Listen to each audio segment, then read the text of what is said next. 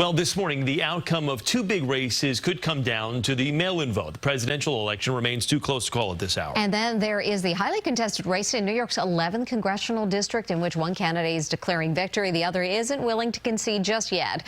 Political expert Javier Lacayo from SKD Knickerbocker joining us to break it all down. Good morning to you, Javier. Can you tell us your expectations as to when this presidential race may be called?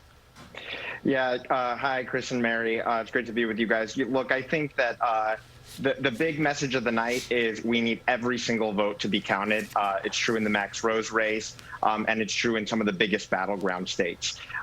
Right now, I think it's really important to see is that, despite the big lead that Trump seemed to have had in Wisconsin earlier in the night, Vice President Biden has now overcome that margin.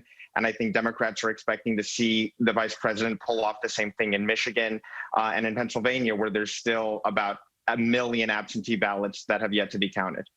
So one of the big takeaways tonight, I think, from what we're seeing and what we're hearing is the president well outperformed a number of the polls that were out ahead of this election.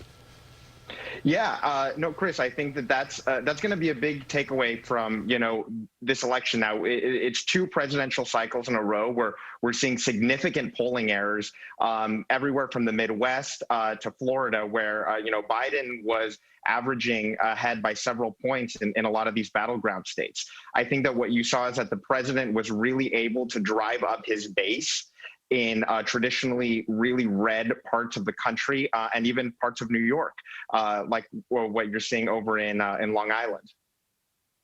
I wanted to talk about what you were referring to earlier in regard to Staten Island. The absentee ballots still have to be counted, but will that make a difference in the outcome of this race? Nicole Malliotakis declaring victory there.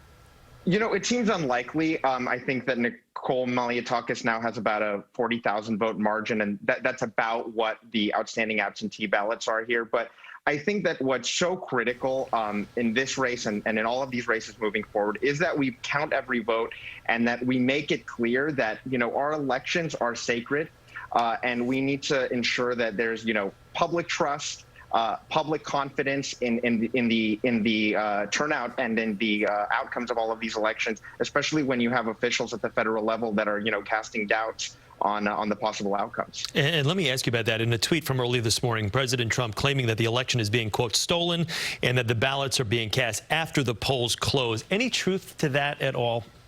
This is blatantly false. And let me be really clear. No candidate decides when an election is called. The people decide the outcome of an election, and states certify the official outcomes. So there's absolutely no claim to the president's claims right now. The truth is actually that the ballots that are being counted in a lot of these Midwestern states, in Wisconsin and Michigan and Pennsylvania, these are ballots that have been counted, that have been cast days ago.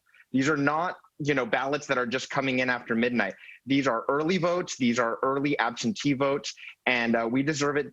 Every single voter deserves to have their voice heard in this election. All right. Javier Lacayo, you sit tight. We're going to get back with you very shortly, but good to speak with you this morning.